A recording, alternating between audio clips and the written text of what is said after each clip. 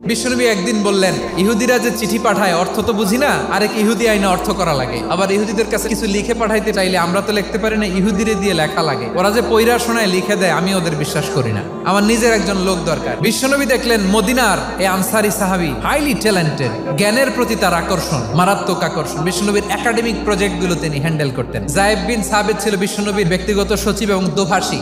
ইহুদিরা কিছু লিখে দিলে এটার অর্থ বিশ্বনবীরে বুঝায় দিতেন। আবার ইহুদিদের কাছে কিছু লিখতে হলে তিনি লিখে দিতেন। বিশ্বনবী এই যায়েদ বিন সাবিতকে চুজ করলেন ল্যাঙ্গুয়েজের জন্য।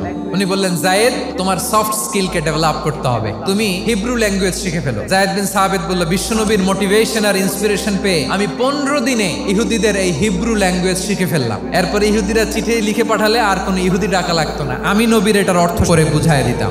আবার ইহুদিদের কাছে চিঠি লেখা লাগলে আমি যায়েদ বিন সাবিত চিঠি লিখে দিতাম। বিশ্বনবী তাকে দায়িত্ব দিলেন, কোরআন যা নাজিল হয় তুমি লিখো, কাতিবুল ওহী বানায় দিলেন। সুবহানাল্লাহ।